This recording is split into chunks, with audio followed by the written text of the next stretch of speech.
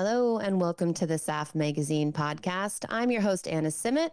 You are listening to episode 3 in our panel preview series for the upcoming North American SAF Conference and Expo being held in Tacoma, Washington, August 25th through the 27th.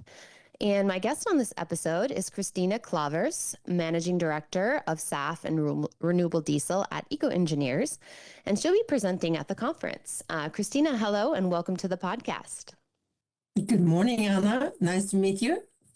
It's very nice to have you. So, Kristine, I'm really excited to chat today and that you're coming to the show. Why don't we just jump right into things, having you tell us a little bit about EcoEngineers and then what it is that you do there. Sure. So EcoEngineers is a global consulting company. So we help and we are focused on the sustainable low carbon fuels area. So we help clients get the credits or being in compliance with the different regulations around the globe. So that could be anything from the US RFS or the LCFS in California, Oregon, Washington, now New Mexico, also with Canada, Europe, and so on. So we do regulatory work, we do pathway applications, LCAs, and help companies understand the regulatory market. Okay, perfect. So Kristine, SAF developers right now, they're already juggling technology, feedstocks, and financing. Why has regulatory compliance become just as critical to a project's success? Yes, so when we talk about technology, feedstock, and financing, they are all really important, and especially in the world of petroleum. However, now we are talking about the low carbon market, and in the low carbon market, you either get credits or you get penalties. And if you don't have compliance ahead of anything else, then you really don't get any added value. So if the only thing you're looking for is a normal petroleum product and a petroleum product value, then compliance might not be that important to you, in the compliance that we are talking about in this case. However, if your project is based on credits, then you'll need to have 100% compliance. Well explained. Okay. So you've worked with projects navigating multiple jurisdictions. Where are you seeing that developers most often run into unexpected regulatory hurdles? And then how can they avoid them? So they're all written in the fine print, medium print, or large print. So all the regulations are spelled out. Sometimes they change, so that's not good for the forecasting and planning. But really the key is to read all the prints and understand them. And I think that's the hard part.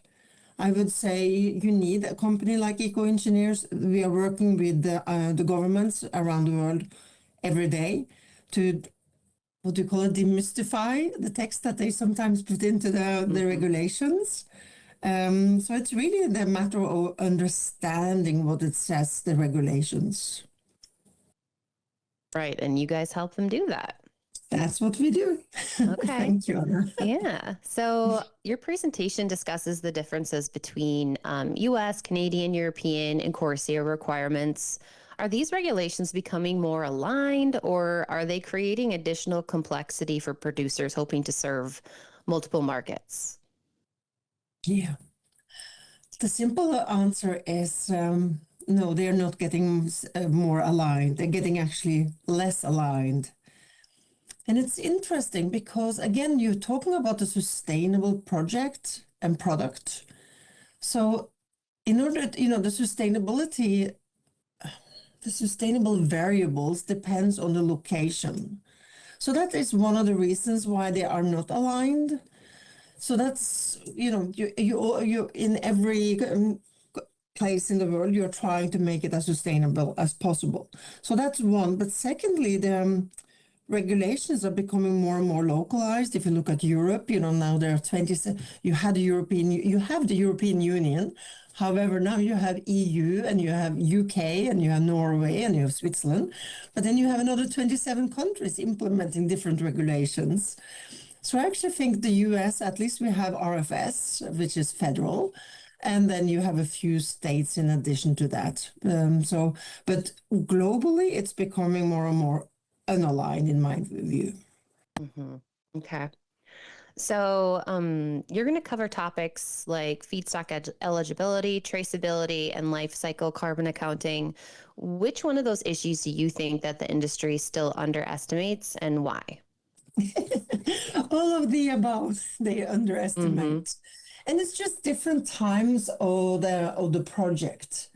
So the feedstock eligibility, so just take an example. If you are an investor or you come up with a new technology and you want to use a new feedstock, there are so many items and activities you need to go through just to get the feedstock approved. So not even a matter of actually processing something, but you need to get the feedstock approved. And then if you get a feedstock that is it's grown on land, you need an indirect land use calculation, which takes you a year or two just to calculate the life cycle analysis from it. So that takes a long time. On the traceability side, if you don't know the complete supply chain all the way from the restaurant to the collector and so on, you will not be able to trace. And you know, you heard about programs that they're using in Europe, programs we're using in the US. Again, they're different, so they require different traceability measures. So we hear often, oh, my project is EU approved or ISSE or RSB approved. That doesn't mean that it is USA approved. Mm-hmm. So those are important to keep in mind. And when you do life cycle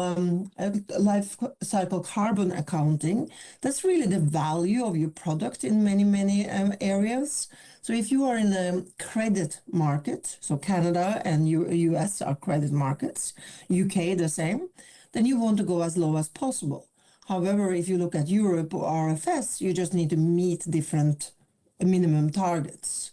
Mm-hmm. So it's kind of different, but it is typically very important to know your CI score all the way from the beginning of a project.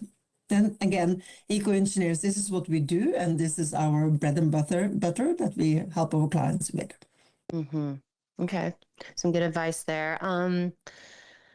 I don't want to give away too much of your presentation, so we'll just do one more question. So if you could give a developer just one piece of advice before they begin designing or permitting a new SAF project, what would it be to ensure that they remain competitive in a policy-driven market? Contact EcoEngineers and know your regulations, know all the regulations, and then benchmark your project into the different regulations. Frequently enough, we meet clients who are saying, I have to go to the US market. However, the value might actually be better in Europe or vice versa. So really it is to understand your regulations. And 99% compliance is 99% compliance is really 100% non-compliance, which means that you get no added value to your product. Oh, great point. Well, is there anything else that you want to add, Kristine, before we wrap it up? No, I look forward to the conference and to meet everyone in Tacoma. I think it is a great opportunity for us to all share experiences. And this is a new market. We often believe that, oh, but I just want this and I just do this. Can you just tell me how to do it? But it is so new, many of the items that we are working with. So we need to develop and create it and go through it all together and learn from each other.